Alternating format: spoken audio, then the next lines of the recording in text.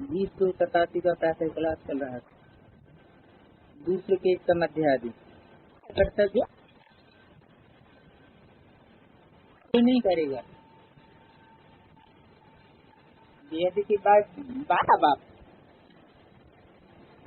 मनुष्यों का प्रजापिता वो भी बेहद का बाप है, और आत्माओं का बाप शिव ज्योति बिंदु वो भी बेहद का बाप है। तो उनमें से कौन सा है जो स्वर्ग की स्थापना करता है? आत्मा कौन सी है? आत्माओं का बाप शिव ज्योति बिंदु ही है। किसके द्वारा है?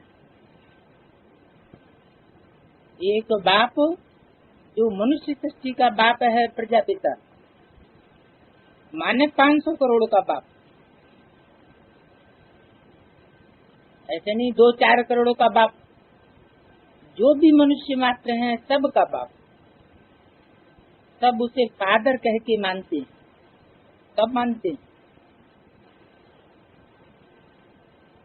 पहचानता नहीं। ये संगम युग का पीरियड ही है जिसमें के साकार बाप को सारी मनुष्य सृष्टि पहचानती है। इसलिए मुरली में बोला है फादर कहते हैं तो जरूर फादर मिलना चाहिए। फादर सिर्फ कहे और कभी मिले ही नहीं, वो फादर कैसे हो सकता है? सारी दुनिया की जो भी आत्माएं हैं, मनुष्य आत्माएं, उन सब से आकर के मिलते, तब उनका नाम होता है हेवनली गॉड फादर, हेवन की रचना करने वाला। वो तो एक बाप का ही काम है, कोई दूसरे मनुष्य मात्र का काम नहीं है। अब के एक ही संगम युगे आता हूँ। जानते हो हम सनात बन रहे, आने वाला एक ही बाप है। मनुष्य को तो अल्पकाल का ही सुख देने वाला कह सकते हैं। ये तो है दुख की दुनिया, त्राहे त्राहे करते रहते। भारत सुख धाम था, अभी दुख धाम है। हम आए हैं शांति धाम से। बाप कहते हैं लाइट हाउस बनो, एक आंख में दूसरी आंख में सुख धाम फिरता रहे, ऐसे लाइट हाउस बनो। लाइट हाउस माने ऐसी ज्ञान की लाइट हो जिसमें एक तरफ सुखधाम घूमता रहे और दूसरी तरफ शांति धाम भी देखने में आता रहे। लाइट हाउस तो दूसरों को रास्ता बताता है, रोशनी देता है। तो सुखधाम और शांति धाम की रोशनी देने वाले बनो। एक नाटक पूरा होता है। गृहस्थ में रहते रहते पवित्र बनना है, ये नहीं कहा। घर गृहस्थ में रहते पवित्र बनना,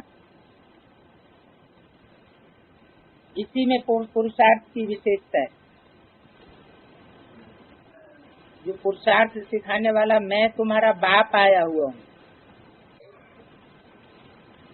आया हूँ पवित्र हेवन स्थापन करने के लिए।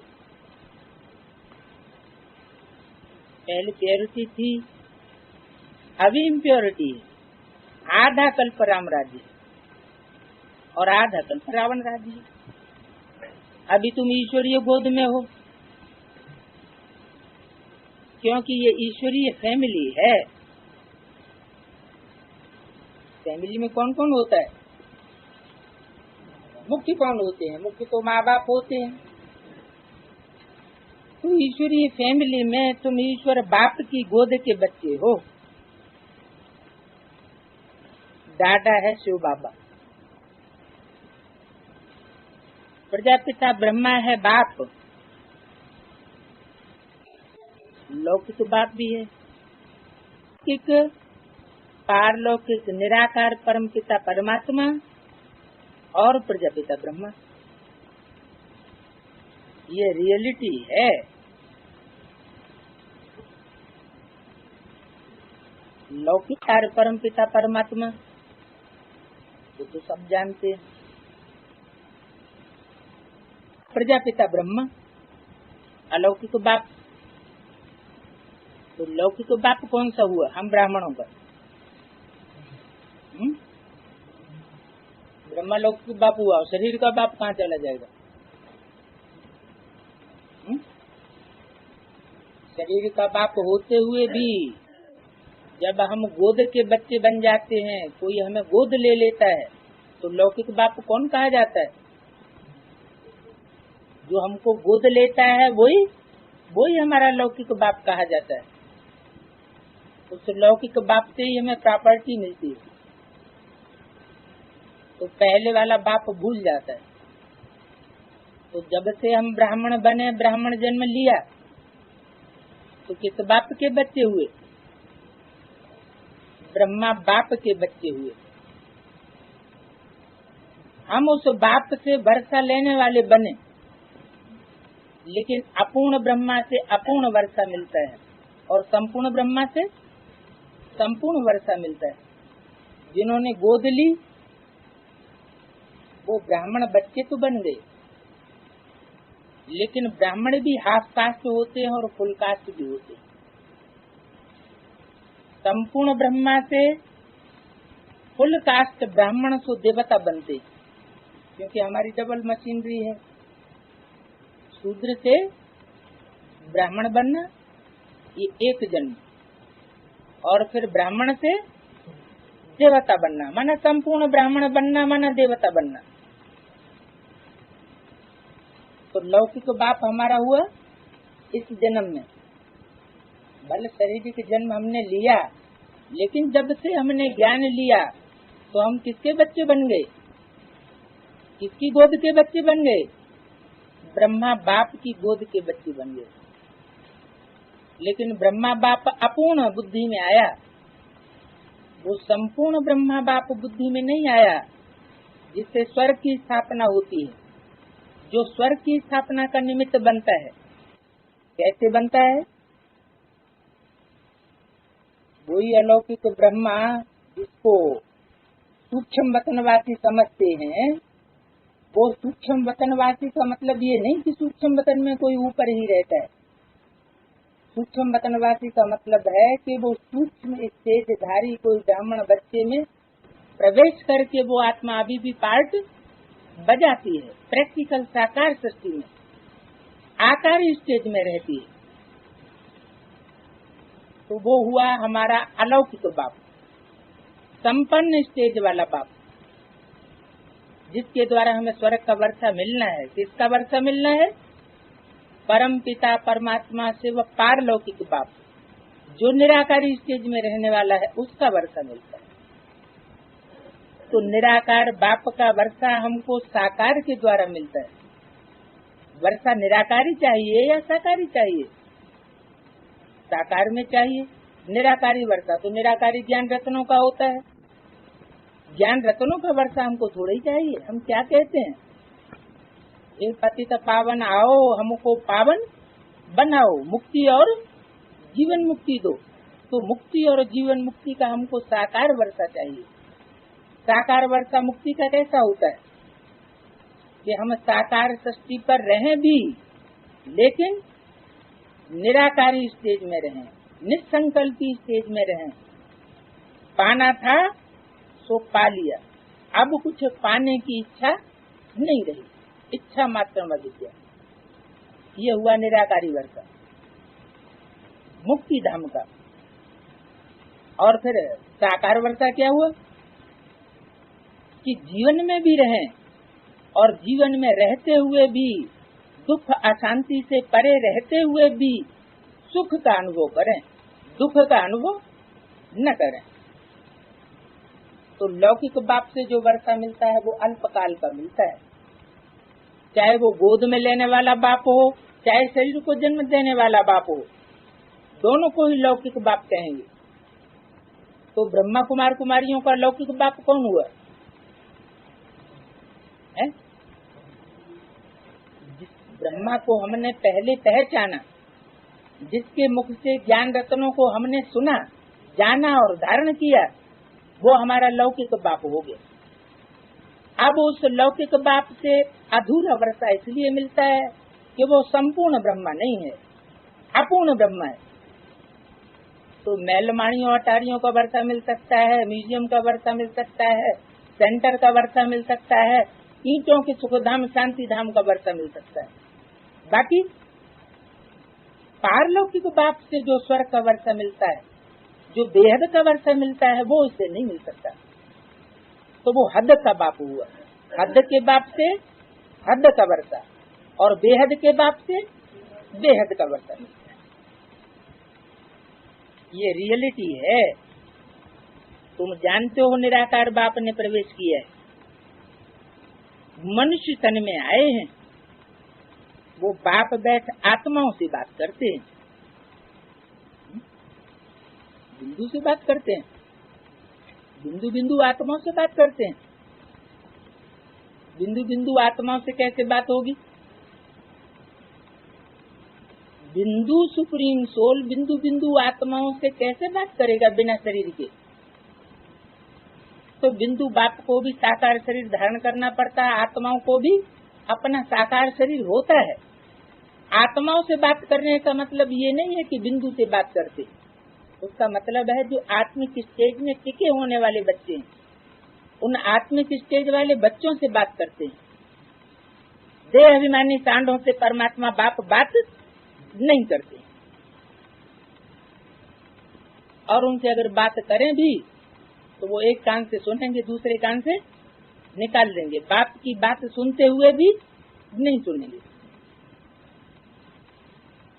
तो बाप को रूहानी सर्जन कहा जाता है, जिस्मानी सर्जन नहीं है। जिस्मानी हॉस्पिटल आकर के नहीं खोलता है। कौन सा हॉस्पिटल खोलता है? रूहानी हॉस्पिटल खोलता है, रूह को सफा देता है। रूह को सफा देने के लिए ज्ञान रत्नों का, ज्ञान शस्त्रों का, ज्ञान इंजेक्शन का आधार लेता है। जो देहधारी गुरु होते हैं, देहधारी मनुष्य होते हैं, वो जिस्मानी हॉस्पिटल खोलते हैं। परमात्मा बाप आकर के जिस्मानी हॉस्पिटल नहीं खोलता है, वो तो रूह बीज को सुधारता है। जब बीज सुधरता है तो शरीर रूपी वृक्ष अपने आप सुधर जाता है। तो रूह को इंजेक्शन लगाते हैं। ये जो आत्मा को निर्लेप कहते हैं, लेकिन आत्मा निर्लेप कैसे होगी? निर्लेप माना जिसको कोई कर्मों का लेप छिप न लगे, पाप का भी लेप छिप न लगे, पुण्य का भी लेप छिप न लगे, अर्थात जिसको संग का रंग न लगे, वो हुआ निर्लेप।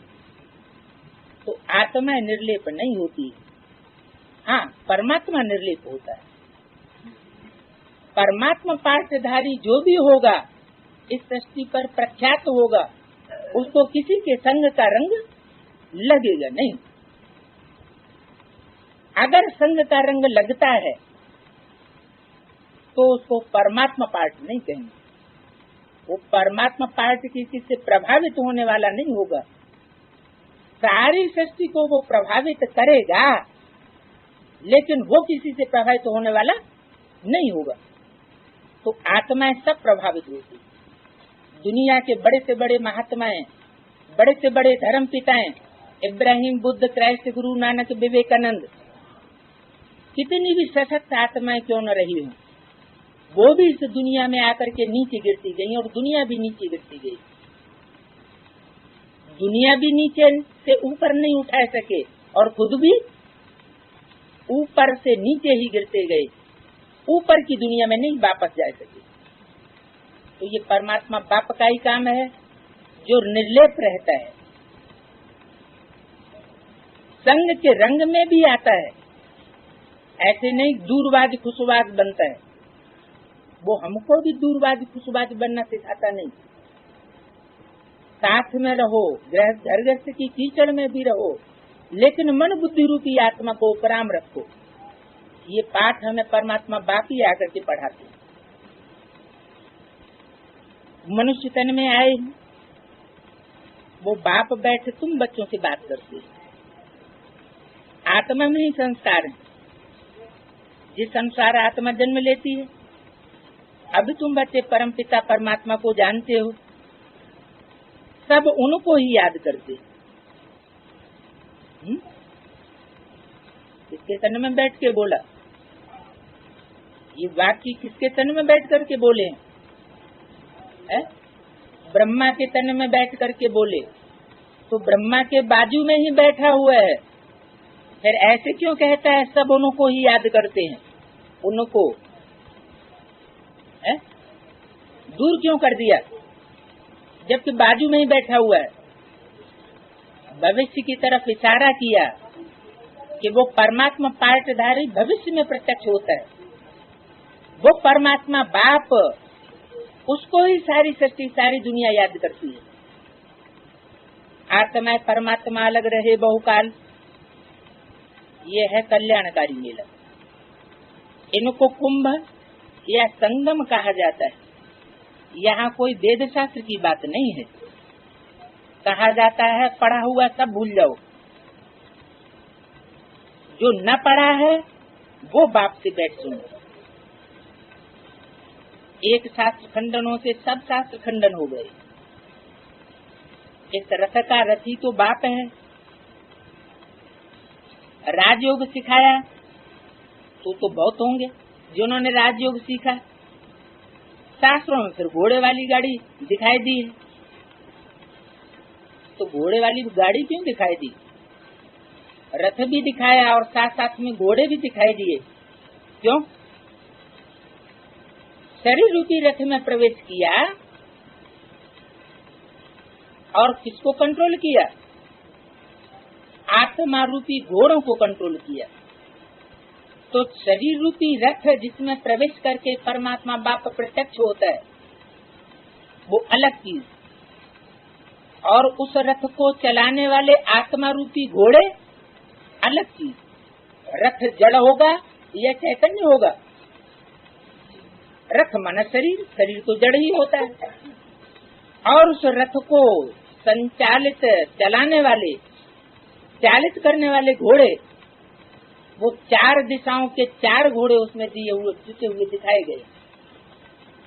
तो चार घोड़े हैं चार धर्मों की बीज रूपात्माएं। उन चारों प्रकार की बीज रूपात्माओं को, जो देवता, इस्लामी, बौद्ध और क्रिश्चियन धर्म के बीज हैं, आत्मा रूपी अश्व हैं, जो चारों दिशाओं के चार मुख्य धर्मों को कंट्रोल करने वाले हैं। कयामत के समय में अपनी अपनी सहयोगी शक्तियों के साथ, जो कुल मिलाकर कितने हो जाते हैं? अष्ट रतन, अष्ट देवताएं। वो चार घोड़े मुख्य हैं, जिनकी लगाम, मन बुद्धि की लगाम परमात्मा बाप के हाथ में रहती है, सुप्रीम सोल के हाथ में रहती है। इसलिए देखा होगा कि शिवलिंग में कहीं कहीं चार मुख दिखाए जाते हैं। चार मुख का मतलब क्या हुआ? चार तरह से बोलता है क्या? पूरब, पश्चिम, उत्तर और दक्षिण, चार दिशाओं में चार मुख दिखाए जाते हैं। तो पूर्वी सभ्यता का मुख, पश्चिमी सभ्यता का मुख, उत्तर और दक्षिण, जैसे कि चार मठों की स्थापना है भारतवर्ष में। कौन कौन से? चार धाम है ना, तो चार धाम की यादगार वो चार मुख का शिवलिंग दिखाते हैं।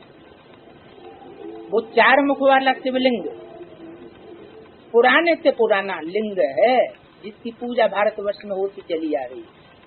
संगम युग के ही पार्टी की यादगार है। उसको चार घोड़ों की गाड़ी दिखाई देते हैं।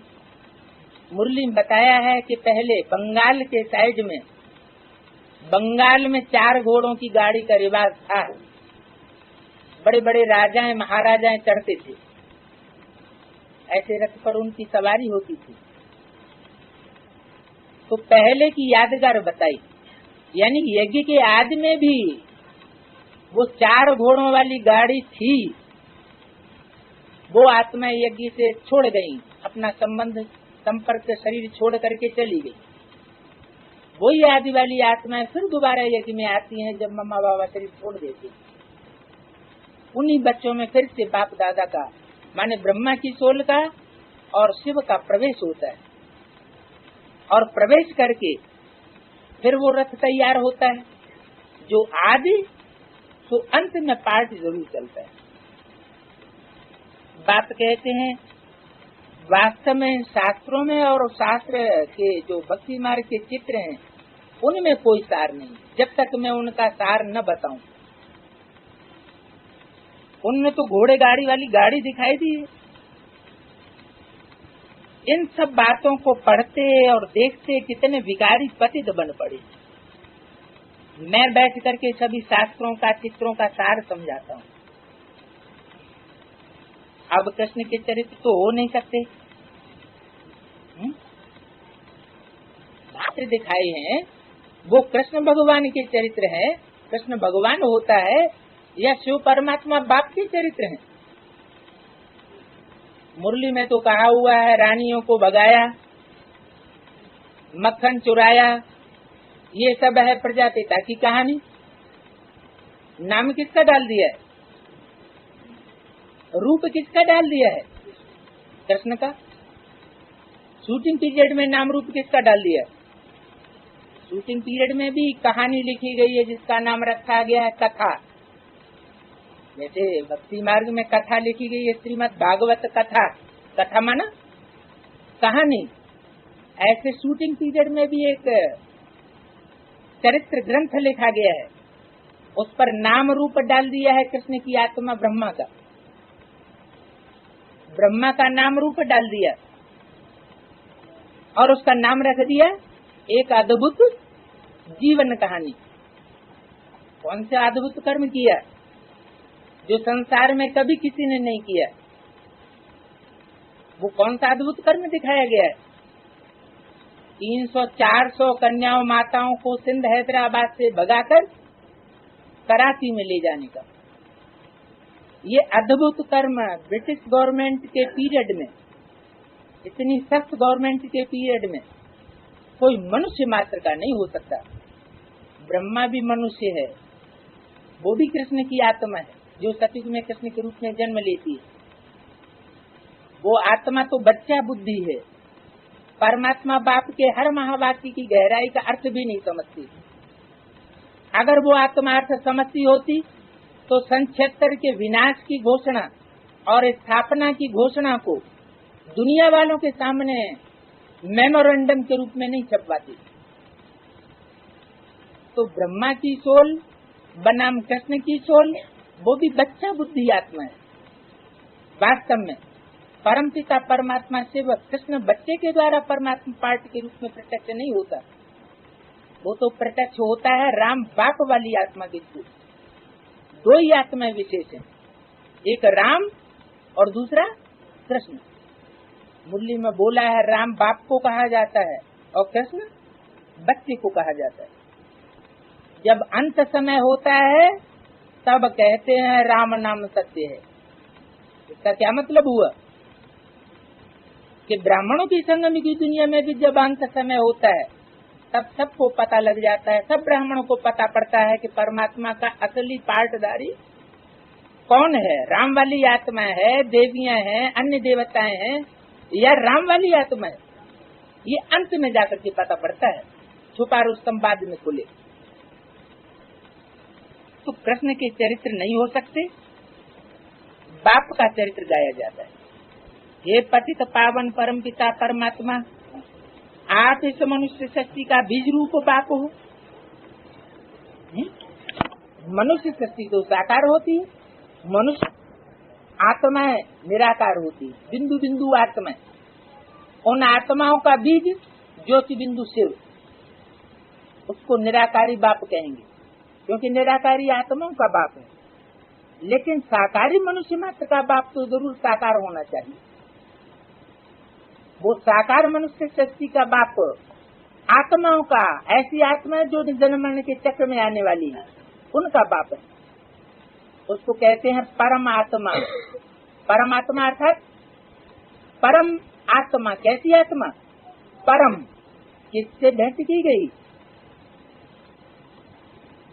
ये परम आत्मा, ये भेंट किससे की गई? जन्म मरण के चक्र में आने वाली आत्माओं के साथ भेंट की गई, या जो जन्म मरण के चक्र में आने वाला ही नहीं उससे भेंट की जाएगी। जन्म मरण के चक्र में ना आने वाला तो सिर्फ एक ही है, उसकी भेंट किसी से नहीं की जा सकती। नवरत्नों की गिनती में भी उसको नहीं रख सकते, क्योंकि नवरत्न तो है पत्थर, अर्थात पत्थर बुद्धि बनने वाले। जो पत्थर बुद्धि बनते हैं वही पारस बुद्धि भी बनते हैं। बनाने वाला है अभोक्ता निराकार शिव। तो वो बीज रूप बाप है सारी सृष्टि का, चैतन्य है और ज्ञान का सागर है। सारी नॉलेज उस आत्मा में है। सारे वृक्ष की नॉलेज किसमें होती है? बीज में। बीज में जैसे सारा वृक्ष समाया हुआ है। बीज हाथ में आ जाए तो बीज देखने से ही पता लगता है ये कौन से वृक्ष का बीज है, कैसा होगा, कैसा फल देगा, कैसा फूल देगा। बीज में सारी नॉलेज समाई हुई है। शास्त्रों अनुसार पढ़ाई से जाकर के तुम राजा बनते हो। कौन से शास्त्र अनुसार? मुख्य में मुख्य, श्रेष्ठ के श्रेष्ठ शास्त्र कौन सा है? श्रीमद् भगवत गीता। सब शास्त्रों का माई बाप। लेकिन गीता शास्त्र कोई कागज का लिखा हुआ शास्त्र नहीं है। असली गीता शास्त्र वो तो भगवान के मुख से बोला जाता है। वैसे भी जितने भी शास्त्र हुए हैं, चाहे बाइबल हो चाहे कुरान हो, वो तो मनुष्यों ने बाद में बैठ करके लिखे। कोई धर्म पिताओं ने बैठ करके उन शास्त्रों की रचना नहीं की। ऐसे ही भगवान बाप भी आकर के सन्मुख बैठ करके सुनाते हैं। उस समय वो शास्त्र लिखा नहीं जाता है, बाद में लिखा जाता है। शूटिंग पीरियड में भी बाद में लिखा जाता है। लेकिन परमात्मा बाप जो सन्मुख बैठ सुनाते हैं वही असली गीता है। उस गीता में कोई मिक्सचरिटी नहीं हो सकती। और जहाँ मिक्सचरिटी हो जाती है, कुछ न कुछ ऐड हो जाता है, परिवर्तन हो जाता है, वो मनुष्यों की बनाई हुई गीता हो जाती है। जैसे परमात्मा बाप ने जो कुछ बोला वो अगर टैप रिकॉर्ड में टैप भी हो गया तो टैप को असली गीता नहीं कहेंगे। क्यों? टैप ही है, टैप भी है नंबर 2 की गीता, अव्वल नंबर नहीं कहेंगे। क्योंकि टैप मशीन ज्यों का त्यों तो सुनाएगी, लेकिन सुनाने वाले के हाव भाव, वाइब्रेशन और इशारों को व्यक्त नहीं करेगी। तो उसमें अंतर हो जाएगा या नहीं? अर्थों में जरूर अर्थों में अंतर हो जाएगा। और जहाँ अर्थों में अंतर हुआ वहाँ मिस्टेकी हो जाती है। तो परमात्मा बाप का जो असली शास्त्र है वो सन्मुख मुख से सुनाया जाता है। बाप जो कुछ सन्मुख मुरली मुख से सुनाते हैं, मुख से बजाई हुई को ही मुरली कहा जाता है। उस मुरली को फिर दूसरा कोई बैठ करके पढ़ता है या टेप रिकॉर्ड में सुनाई जाती है, वो भी मुरली नहीं कहेंगे। असली जादू उसमें नहीं हो सकता। जो सन्मुख सुनने में मजा है वो टैप से अथवा मुरली से पढ़ने में मजा नहीं हो सकता। उसका प्रभाव वो नहीं हो सकता। इसलिए कहते हैं तेरी मुरली में जादू। तो बाप में ज्ञान है। संस्कारों अनुसार पढ़ाई से जाकर के तुम राजा बनते हो। ये अव्यभिचारी ज्ञान और व्यभिचारी ज्ञान के संस्कार तुम इस समय भरते हो आत्मा संग में। कोई तो एक परमात्मा बाप से ही पढ़ाई पढ़ते हैं। दूसरों की बात एक कान से सुनेंगे, दूसरे कान से निकाल देंगे। दूसरों की बात उनकी बुद्धि में नहीं घपेगी। कोई फिर ऐसे होते हैं कि परमात्मा बाप से भी सुनेंगे, फिर अनिश्चय पैदा होगा तो और गुरुओं से भी सुनने लग पड़ेंगे। तो संस्कार कहाँ भरे जाते हैं? व्यभिचारी वृत्ति और अव्यभिचारी वृत्ति। व्यभिचारी ज्ञान और अव्यभिचारी ज्ञान के संस्कारों का बीजारोपण कहाँ होता है? अभी अभी संगम में। बाप में भी ज्ञान के संस्कार हैं। सत्य के आदि मध्य अंत का ज्ञान उसी में है। तुमको भी त्रिकालदर्शी बनाते हैं।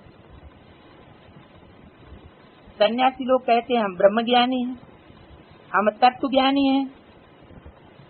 बाप आकर जो नाले सुनाते हैं उसका नाम रखते हैं गीता, उसका नाम कोई ब्रह्म ज्ञान नहीं रखते हैं।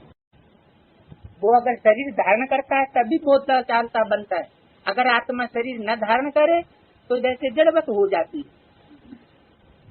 तो वो परमात्मा बाप आकर के नालिज सुनाते हैं, उस सुनाने वाले नालिज का नाम गीता रखा जाता है।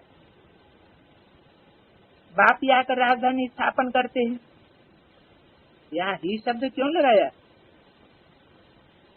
यानी बाप के सिवा और कोई मनुष्य मात्र की ताकत नहीं है जो देवी देवताओं की राजधानी स्थापन कर सके। और दूसरे धर्म पिताएं आते हैं, वो सिर्फ अपना धर्म स्थापन करते हैं, राजधानी स्थापन कोई भी नहीं करते। ये बाप में ही विशेषता है कि वो आकर के राजधानी भी स्थापन करता है, पुराने राज्यों का, पुराने धर्म का विनाश भी कराता है और एक राजधानी स्थापन कर देता है। एक धर्म, एक राज्य, एक भाषा, एक मत वाली राजधानी स्थापन करता है। ये काम दुनिया का कोई भी मनुष्य मात्र नहीं कर सकता, कोई गुरु ये काम नहीं कर सकता। अभी राजधानी स्थापन होनी है, इसलिए पवित्र बनना है। राजधानी स्थापन कब होगी और हिलती डुलती कब तक रहेगी? क्या कारण है हिलने डुलने का और क्या कारण है जिससे राजधानी स्थापन हो जाती है? राजधानी कौन सी है? राजधानी कौन सी स्थापन होनी है? नई दुनिया की भी वही राजधानी होती है और पुरानी दुनिया की भी वही राजधानी है। वो ऐसी राजधानी है जिस पर बाप की भी नजर लगी हुई है और सारी दुनिया की नजर उस राजधानी पर लगी हुई है। क्या नाम है उस राजधानी का? दिल्ली राजधानी। दिल्ली बाप दादा का भी दिल है। दिल्ली एक ऐसा शहर है जिस पर सारी दुनिया के हर मनुष्य, हर धर्म के मनुष्य, हर धर्म वाले ने राज्य किया है। दुनिया में कोई ऐसा शहर नहीं है जिसमें हर धर्म वाले ने राज्य किया हो टाइम टू टाइम। तो राजाओं की वो धारणा शक्ति है।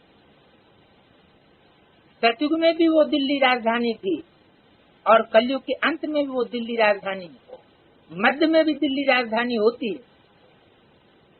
ये ऐसा स्थान है जहाँ का प्रभाव सारे भारत पर पड़ता है और सारे भारत का प्रभाव राजधानी के ऊपर पड़ता है। सारे भारत का अगर वायुमंडल देखना हो तो राजधानी का वायुमंडल देख लो। इसलिए वाणी में बोला हुआ है, दिल्ली का परिवर्तन सारे भारत का परिवर्तन। दिल्ली का सुधार सारी दुनिया का सुधार हो जाता है। इतनी जिम्मेवारी है दिल्ली वालों पर। तो सुधार किसका होगा? पहले चैतन्य का होगा या जड़ का होगा? सब चैतन्य आत्माएं भी नीचे गिरी हुई पड़ी है। इस पतित दुनिया में पावन एक भी नहीं है, सब पतित हैं। और पतित क्यों है?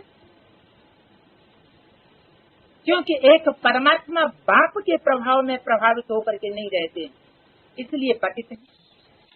अगर एक बाप के प्रभाव से ही प्रभावित होकर के रहें तो जरूर पावन बन जाए।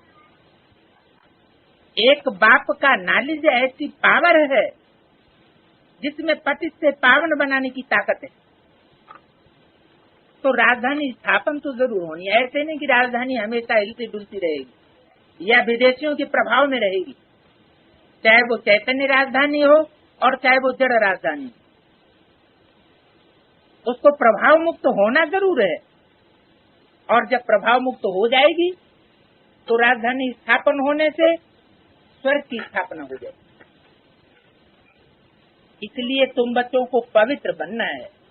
पवित्र बनना कोई स्कूल में पवित्र बनने को नहीं कहा जाता कि कर्मेंद्रियों से पवित्र बन गए तो पवित्र होना हो गया। नहीं, वाइब्रेशन से भी पवित्रता होनी चाहिए, दृष्टि में भी पवित्रता होनी चाहिए। दृष्टि विभिचारी न बने। जैसे सतयुग में दृष्टि होती है, राधा की दृष्टि कृष्ण में ही डूबेगी, कृष्ण की दृष्टि राधा में ही डूबेगी, किसी और में ललचायमान नहीं होगी। तो अगर दृष्टि वृत्ति तक पवित्रता धारण कर ली ब्राह्मणों के संगठन ने, तो समझो राजधानी स्थापन हो गई। जोर से बोलो। रावण का राज्य है, राम का राज्य है या रावण का राज्य है? स्वतंत्र माना अपनी आत्मा का तंत्र भारत में है, आत्मा की तंत्र में है? भारत किससे कहा गया है?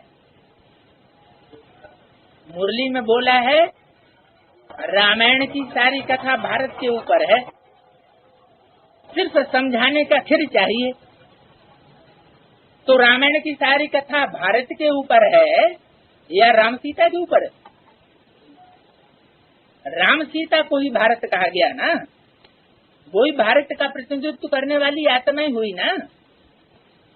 तो जो भारत का प्रतिनिधित्व करने वाली आत्माएं हैं, क्या उनके ऊपर से ग्रहण पूरा हट गया है माया का?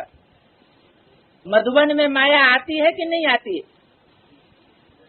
मतलब सन 36 से जो प्रवेश नहीं है, सन 36 से वो बात अलग। एक बात तो अगर प्रवेश है तो प्रभाव मुक्त होना चाहिए, ये सिद्धांत बनाया ना। तो ये जरूरी नहीं है कि परमात्मा प्रवेश है तो माया के प्रभाव से मुक्त हो गया, नहीं। परमात्मा के प्रवेश तो 108 बच्चों में भी होता है, लेकिन सदा काल का प्रवेश नहीं होता। सदा काल का प्रवेश नहीं कहेंगे, बैल के ऊपर हमेशा सवारी नहीं होती है। वो बाप तो और बच्चों में भी प्रवेश करता है टाइम टू टाइम, लेकिन डायरेक्शन ये दिया हुआ है कि तुम बच्चे मुकर्रर रथ के लिए ऐसे समझो कि हमेशा शिव बाबा ही बोलता है, तो तुम्हारी बुद्धि कहाँ रहेगी? शिव बाबा की तरफ रहेगी। अगर तुम ऐसे समझो कि शिव बाबा कभी इस मुकर्रर रथ में प्रवेश करता है और कभी नहीं प्रवेश करता है, तो तुम्हारी बुद्धि किसकी तरफ जाएगी? रथ की तरफ चली जाएगी, तो तुम्हारा कल्याण हो जाएगा। तो ये सेफ्टी के लिए बताया हुआ है, बाकी ऐसे नहीं कि शिव बाबा हर समय प्रवेश रहता है रथ में, नहीं। वो तो आता है और दूसरे बच्चों में प्रवेश करके सर्विस करता है। सारी विश्व को उसे पावन बनाना है, कोई एक स्थान से बंधा हुआ थोड़े ही है। तो राजधानी स्थापन होनी है, अभी हुई नहीं है, अभी भी राजधानी हिलती डुलती है। क्यों हिलती डुलती है? क्योंकि अभी एक के प्रभाव से प्रभावित हो करके हम नहीं रह पाते, कोई न कोई दूसरों से भी प्रभावित हो जाते। तो बुद्धि को पवित्र बनाना है। बाप कहते हैं मैं कल्प के संगम युग पर आता हूँ, मैं युगे युगे नहीं आता हूँ। जो शास्त्रों में लिख दिया है संभवामि युगे युगे, मैं हर युग के अंत में आता हूँ, तो शास्त्रों में क्यों लिख दिया? क्या झूठा लिखा है? झूठा नहीं लिखा है, लेकिन शूटिंग पीरियड में हर युग के अंत में परमात्मा बाप प्रत्यक्ष होता है। 76 में वो प्रत्यक्ष होता है शंकर के नाम रूप से, जब सतयुग की शूटिंग पूरी होती है। ब्राह्मणों की संगम की दुनिया में ही ये प्रत्यक्षता होती है। और 89 में प्रत्यक्ष होता है कृष्ण बच्चे के द्वारा। कृष्ण कोई सतयुग वाला कृष्ण नहीं, संगम युग वाला वो कृष्ण जिसके लिए शास्त्रों में गायन है। कृष्ण के साथ कंसी जरासंधी भी थे। तो कौन से युग में होते हैं? संगम युग में। अभी ही कंस के साथ कंसी जरासंधी का पाठ चल रहा है। तो कृष्ण के रूप में प्रत्यक्षता। और तीसरी द्वापर युग का शूटिंग का अंत माना 96, 97, ये पीरियड है कलयुग के अंत में प्रत्यक्ष होना वैष्णव के रूप में, विष्णु देवता यानी विष्णु भगवान के रूप में। राधा और कृष्ण दोनों का कॉम्बिनेशन हो जाए, राम सीता राधा कृष्ण चारों आत्माओं के स्वभाव संस्कार में एकता आ जाए, तो कहेंगे विष्णु की प्रत्यक्षता। चार भुजा रूपी चार आत्माओं के स्वभाव संस्कार मिलकर के एक हो जाए, और फिर अंत में सारी दुनिया के लिए कलंक की धर के रूप में प्रत्यक्ष होता है।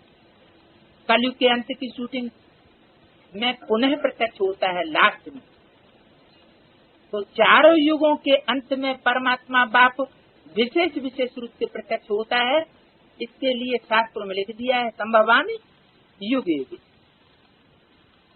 वास्तव में मैं युगे युगे नहीं आता हूँ, माने 1250 वर्ष के युग के बाद नहीं आता हूँ। बार बार मुझे आने की कोई दरकार नहीं है। मुझे और देवताओं को कितनी गालियां दे दी। ये गाली देना भी ड्रामा में नूंद है।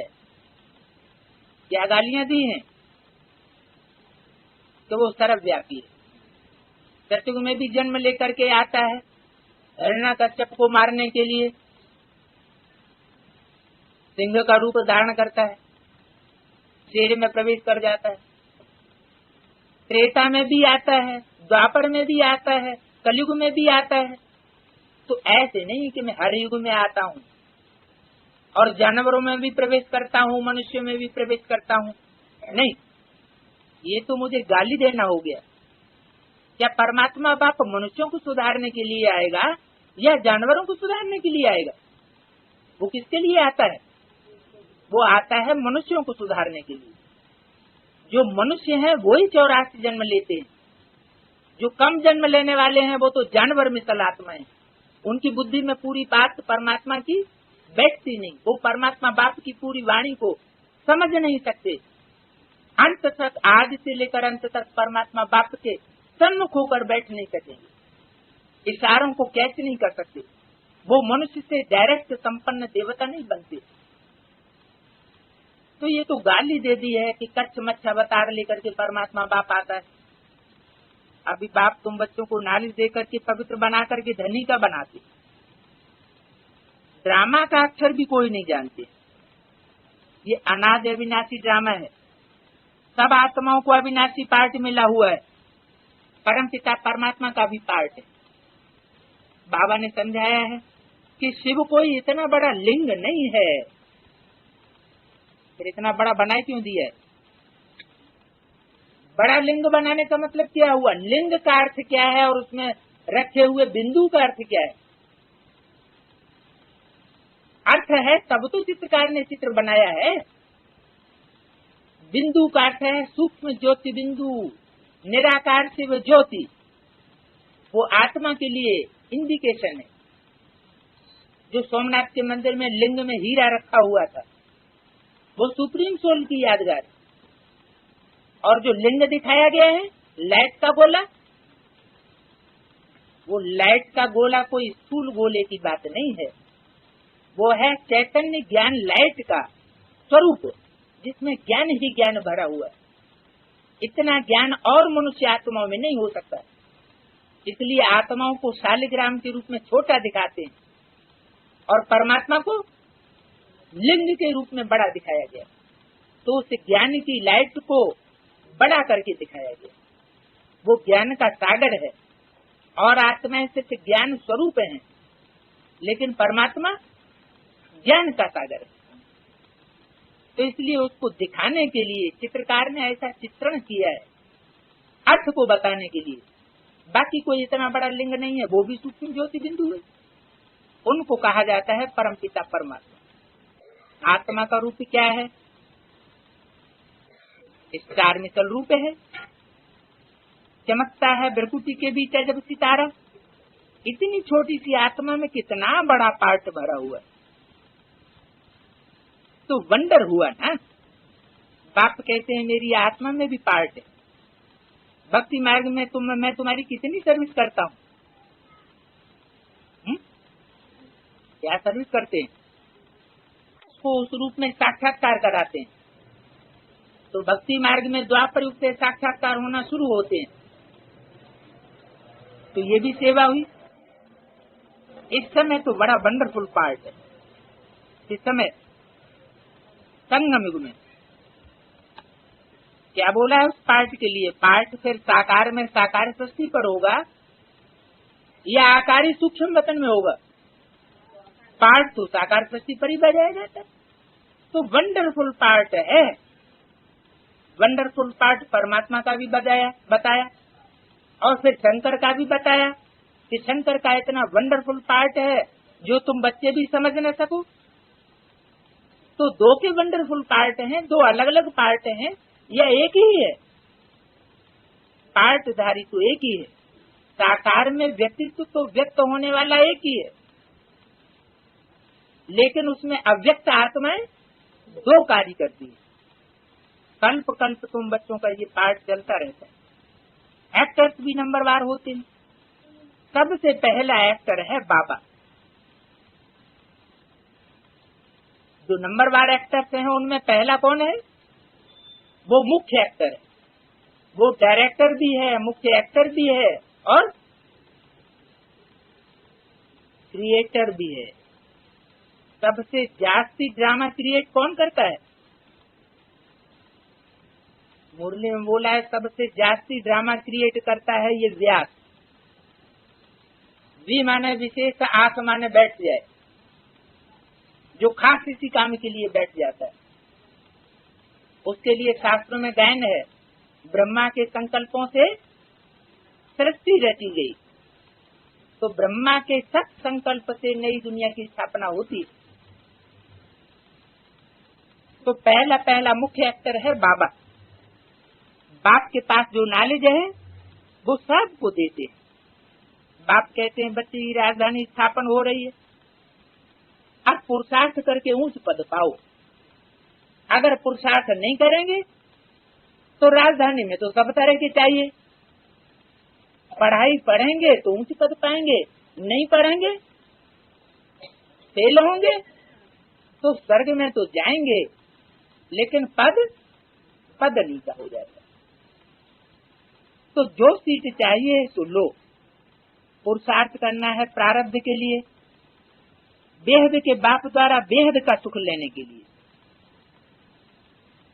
इसके द्वारा बेहद के बाप द्वारा मीडिया हुआ ना,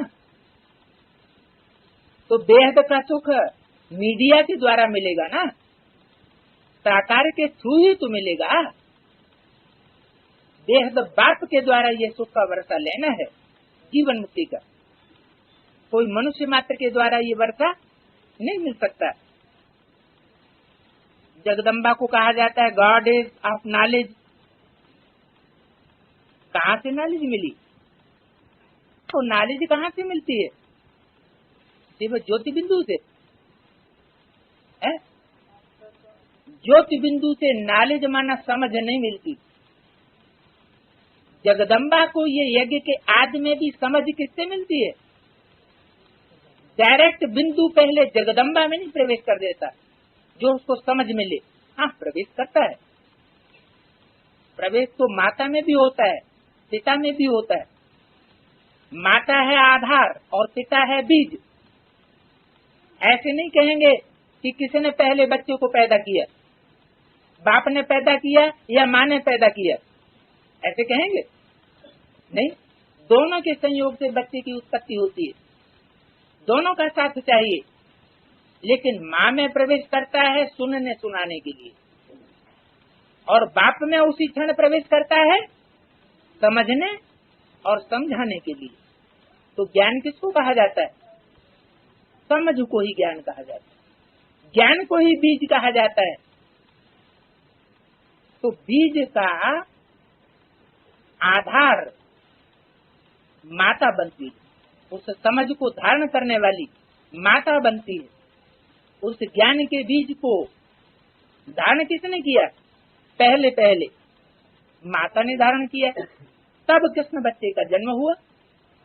माने ब्रह्मा की आत्मा को इस बात का बोध हुआ कि मैं कृष्ण की आत्मा हूँ, मुझे कृष्ण के रूप में पार्ट बजाना है आने वाली नई दुनिया में। ये उसको बोध होता है। ये बोध होना माना आत्मा के जो मुख्य पार्ट है रंगमंच पर, उसकी जानकारी हो जाना कि मैं आत्मा कौन सा विशेष पार्ट बजाने वाली, हु एम आई, मैं आत्मा कौन हूँ, कौन ग्रुप विशेष की हूँ, कितने जन्म लेने वाली हूँ, ये पता पड़ जाए। तो जगदम्बा को कहा जाता है गॉडेज ऑफ नॉलेज। तो नॉलेज कहाँ से मिली? ज्ञान की देवी को नॉलेज कहाँ से मिली? वो जगदम्बा जिसकी पूजा होती है मंदिर बना करके, ज्ञान की देवी मानी जाती है, विद्या की देवी मानी जाती है। कॉलेजों में, यूनिवर्सिटीज में उस जगदम्बा का चित्र ऊपर लगाया जाता है। तो ज्ञान की देवी हुई, उसको ज्ञान कहाँ से मिला? देवी है तो देवी के पीछे कोई और होगा कि नहीं होगा? है? भक्त लोग तो कहते हैं जय माता दी। जब देवी की पूजा करते हैं तो देवी ही देवी याद रहती है। उनको ये नहीं याद रहता कि देवी के पीछे कोई देवता भी होगा। देवी वो कोई विधवा होगी क्या? विधवा माताओं की भारतवर्ष में मान्यता होती है? नहीं होती। उनको तो हे दृष्टि से देखा जाता है। कौन सी माताओं की मान्यता होती है? सधवाओं की मान्यता होती है। तो देवी के साथ देवता भी है। वो देवता हुआ बाप। तो गॉडेस ऑफ नॉलेज है तो गॉड भी जरूर होगा।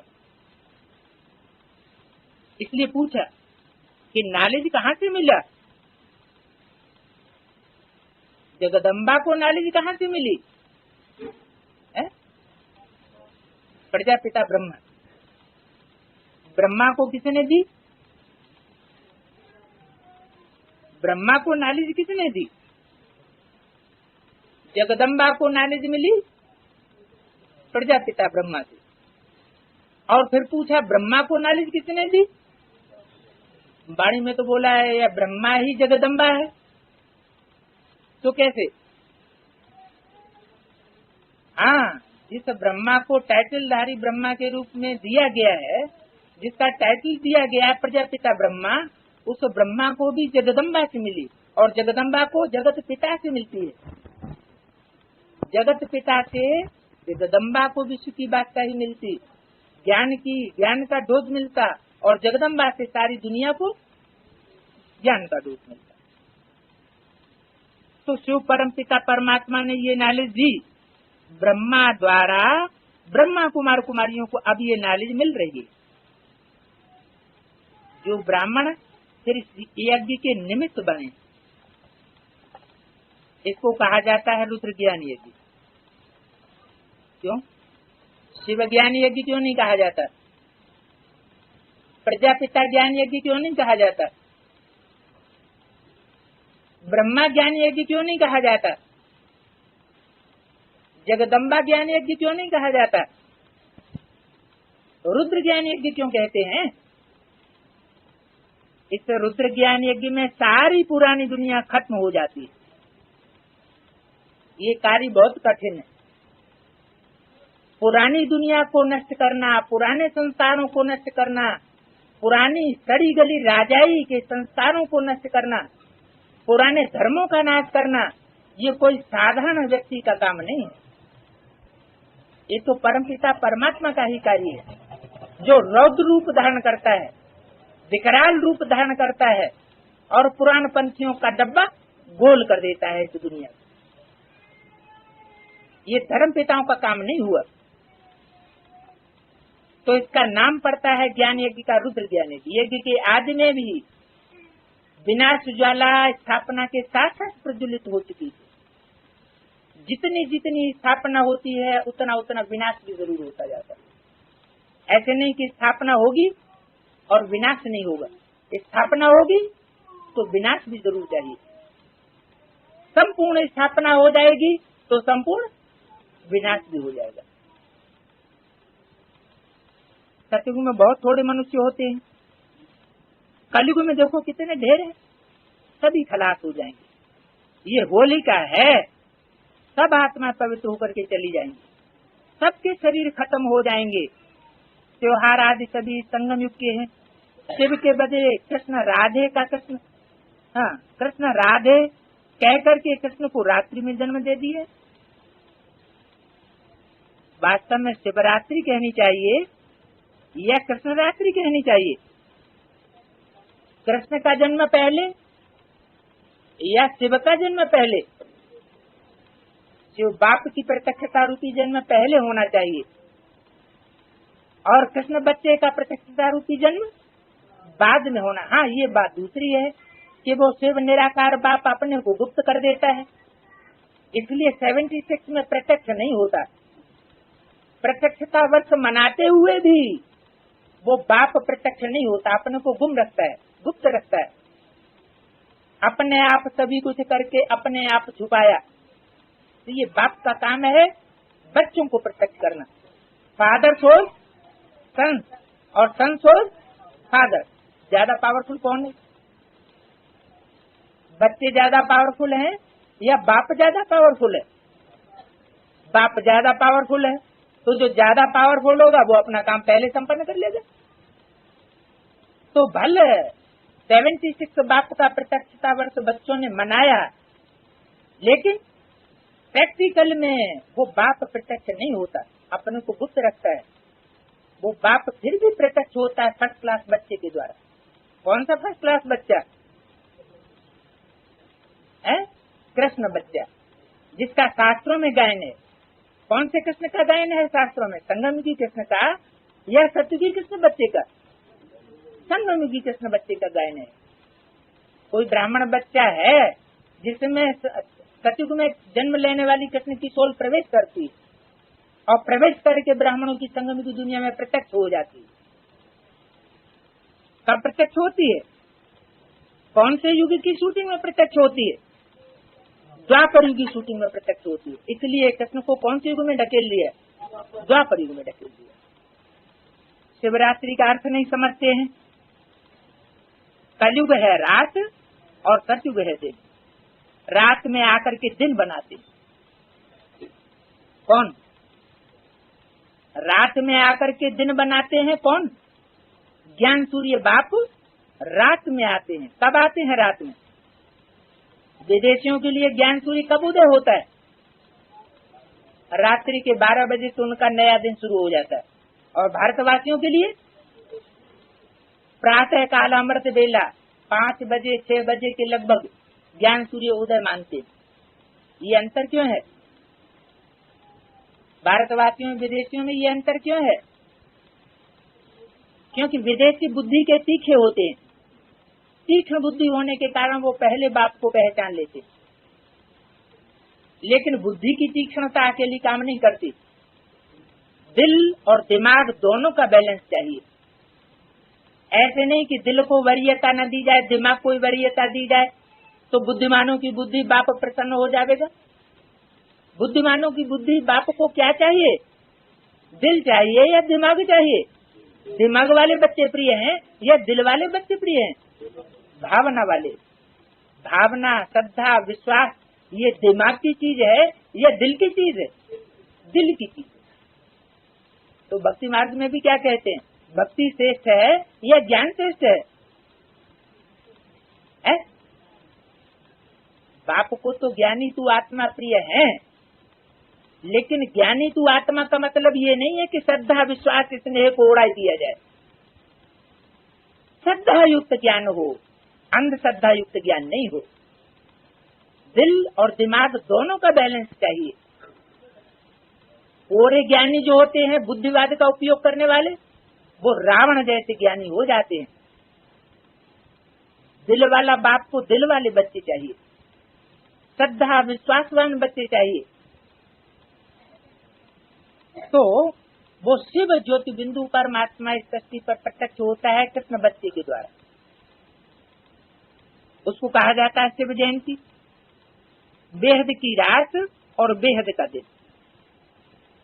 तो कृष्ण को भी रात्रि में दिखाई दिया और शिव को भी रात्रि में दिखाई दिया। कारण समझ में आया? क्यों? क्या कारण हुआ? क्योंकि कृष्ण बच्चा भी प्रत्यक्षता का निमित्त बनता है। किसकी प्रत्यक्षता का? बाप की प्रत्यक्षता का। तो कृष्ण बच्चा प्रत्यक्ष होता है अमृत बेले में। सुबह 4 बजे कृष्ण की जयंती बताई और शिव की जयंती वास्तव में 12 बजे बताई, लेकिन वो प्रत्यक्ष होता है कृष्ण बच्चे के द्वारा। इसलिए अमृत बेले का विशेष महत्व, दोनों का योग हो जाता। कृष्ण बच्चा भी योग हो जाता है उसका, और जो बाप का भी उसमें योग हो जाता है। तो बेहद की रात और ये बेहद के दिन है संगम युग में। ये शक्ति सेना भारत को स्वर्ग बनाने वाली है। देखो कैसे बैठ पड़ते हैं गुप्त, और योग बल से राज्य लेते हैं। पढ़ाई कैसे पढ़ते हैं? गुप्त बैठ करके पढ़ाई पढ़ते हैं। वो यूनिवर्सिटी जो बड़ी बड़ी खोली जाती हैं दुनिया में, वो तो बड़े बड़े शहरों में खोली जाती है, और बाप यूनिवर्सिटी कहाँ आकर के खोलते हैं? विद्यालय नहीं, यूनिवर्सिटी। एक होता है विद्यालय जिसमें बेसिक नॉलेज दी जाती है, काका गागा गा, ABCD पढ़ाई जाती है, नर्सरी क्लासेस चलते हैं। और एक होती है यूनिवर्सिटी। यूनिवर्सिटी में कौन सी पढ़ाई होती है? बेसिक नॉलेज नहीं होती। बेसिक नॉलेज तो है आधार, ऊपर की पढ़ाई।